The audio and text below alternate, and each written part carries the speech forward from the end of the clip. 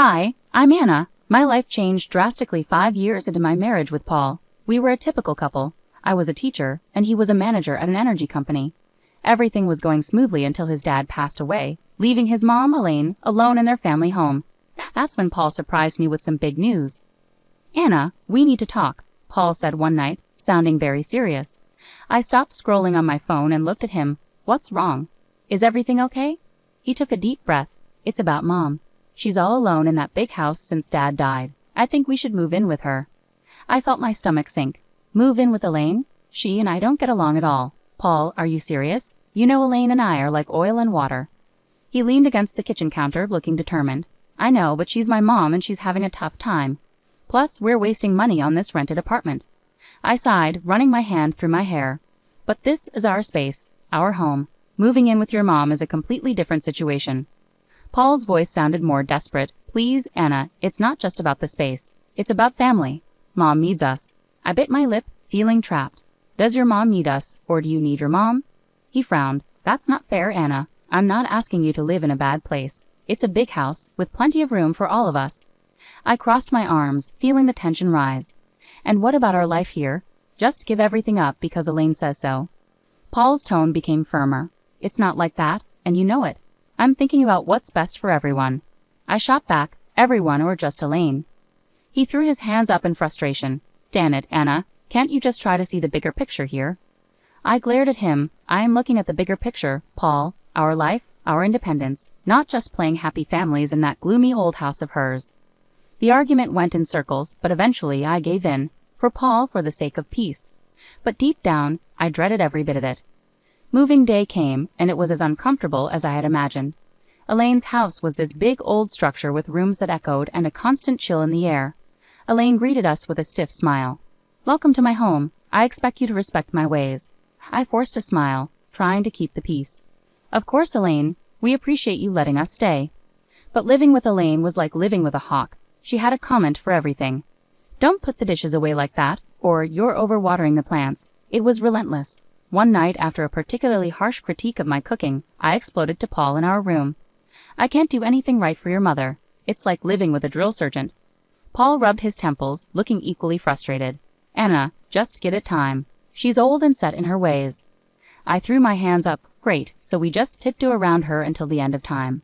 He didn't have an answer, and honestly, neither did I. This house, with its constant surveillance and Elaine's scrutinizing eyes, was suffocating. Life at Elaine's house was becoming more challenging by the day. Just when I thought I could manage, Paul dropped another bombshell. It was a quiet Sunday afternoon, and I was seeking solace in the garden when he approached me. "Anna, we need to talk." I looked up, a knot forming in my stomach. "What is it now, Paul?" He took a deep breath. "I think you should quit your job and stay home. We're spending a lot on a nurse and housekeeper for Mom. It would be more practical." I stood up, feeling anger flare up inside me. "Quit my job? Paul, I love teaching. It's not just about the money." He ran his hand through his hair, sounding tense. "I know, but think about it. It would make things easier here." I shook my head, feeling disbelief. "So I just become a full-time maid and nurse? That's not the life I want." Paul's voice rose. "It's not about what we want, Anna. It's about what's practical. My mom needs us." I glared at him. "No, your mom needs you. I didn't agree to be her caretaker." He shot back. "Well, things change, Anna. We need to adjust." That word felt like a slap. I cherished my job, my independence. This wasn't adjusting. This was sacrificing. "You know what, Paul? Fine. I'll do it, but don't expect me to be happy about it." He sighed, seeming relieved. "Thank you, Anna. It means a lot." But it didn't feel like a victory. It felt like I was losing a part of myself. Quitting my job was tough, and the days that followed were even tougher. Now I was a full-time housekeeper, nurse, and cook. Elaine, as always, had something to say about everything. One day I snapped. Elaine was criticizing the way I ironed her clothes, and I couldn't take it anymore. "Elaine, can you just stop? I'm doing my best here," I said, my voice trembling with frustration. She looked surprised. "Well, I'm sorry if I have standards, Anna." I threw the iron down. "I'm not your servant, Elaine. I'm your son's wife. I'm here trying to help, and all you do is criticize me." There was a tense silence, and then Elaine's expression softened slightly. "I know you're trying, Anna. I'm just used to things being a certain way," Elaine said softly. I sighed, feeling some of the tension ease. I understand, Elaine, but I have my own way of doing things too. From then on, things improved slightly. Elaine toned down her criticisms, and I made efforts to respect her preferences. It was a fragile peace, but better than constant conflict. As time passed in Elaine's house, the atmosphere grew more strained, almost suffocating.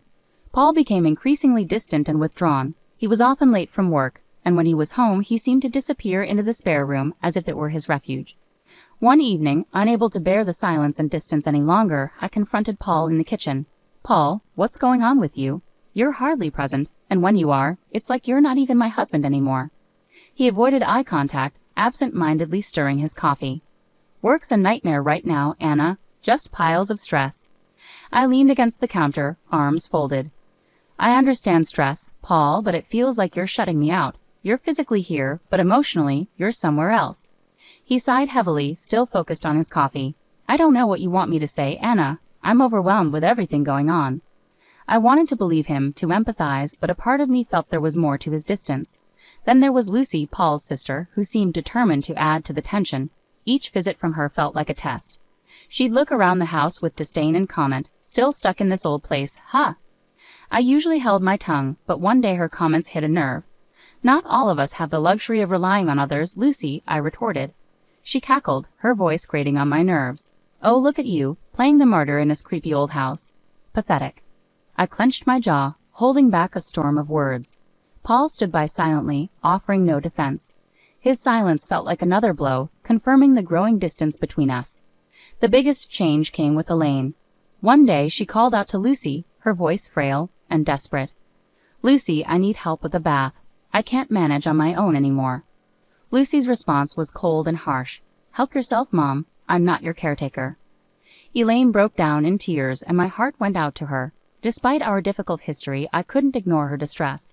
I assisted her with the bath, and something shifted between us that day. Elaine began to warm up to me, treating me less like an outsider and more like a daughter.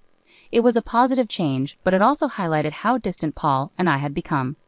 The house felt colder, more empty. Despite Elaine's growing warmth towards me, the silence between Paul and me seemed to echo off the walls, widening the gap between us every day. Paul's late nights at work became routine, and our conversations dwindled to mere whispers of what they used to be. During one of these fleeting exchanges, Paul dropped a bombshell. "Anna, I got an apartment near work," he said casually. I nearly dropped the dish I was cleaning. "An apartment? Why would you do that?"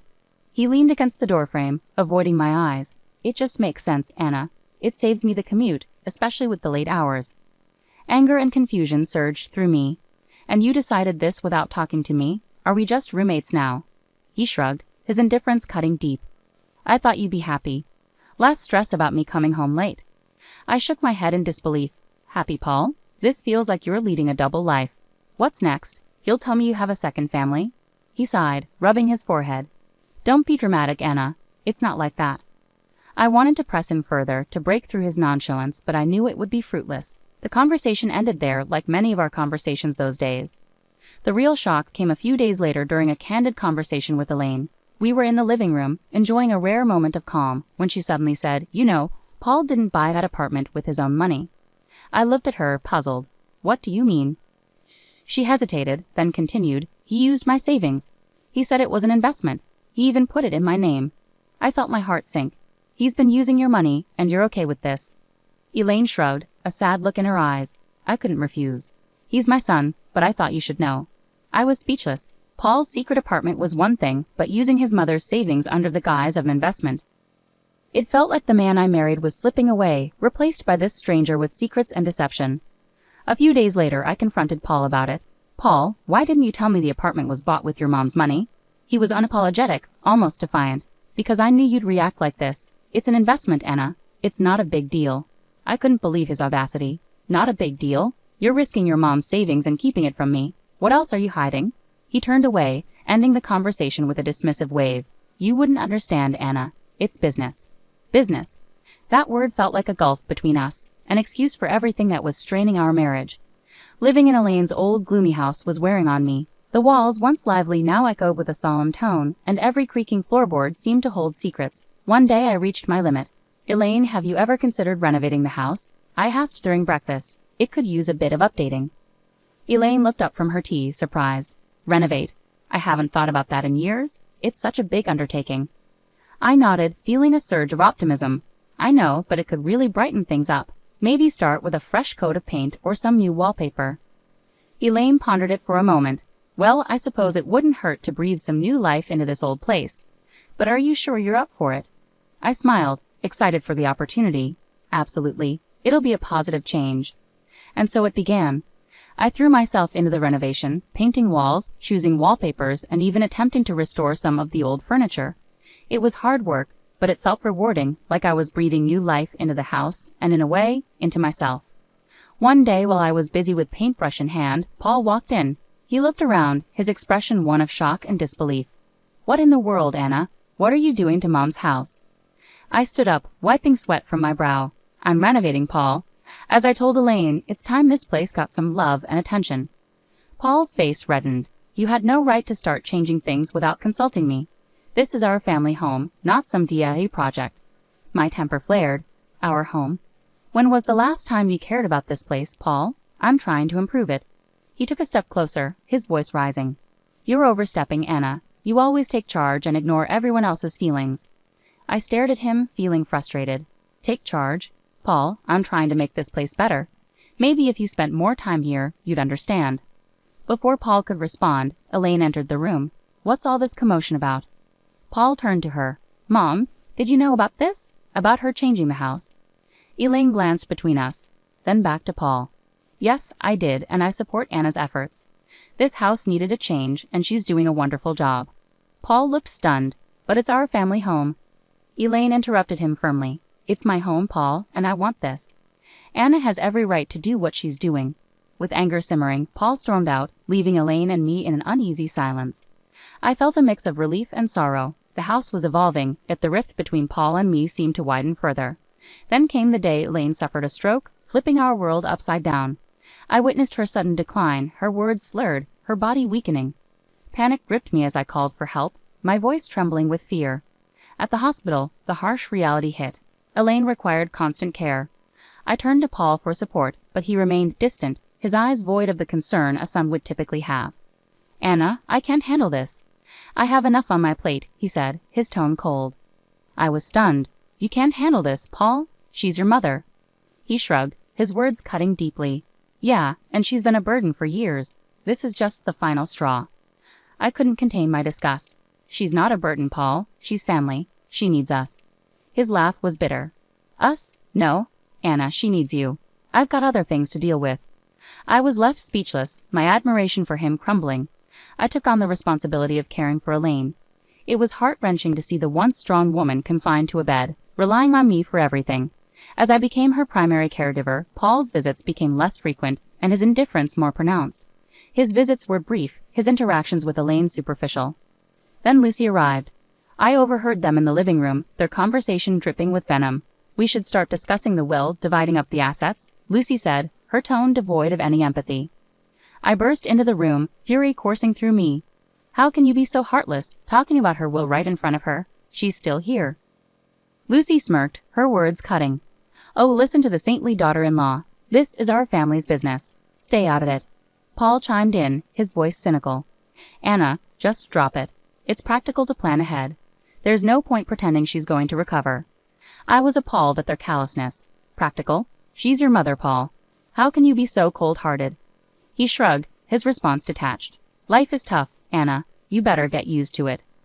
Turning away, my heart heavy with revulsion, I dedicated myself to Elaine's rehabilitation in the following weeks. To my surprise, she began to show signs of improvement. Her fingers twitched, her speech cleared, and she even managed a few steps. It felt like a miracle to me, but to Paul and Lucy, it was an inconvenience, a roadblock in their pursuit of inheritance. The betrayal cut deep, not just as a daughter-in-law, but as a human being. Life settled into a grim routine. Elaine's health was a roller coaster of small victories overshadowed by the fear of the worst.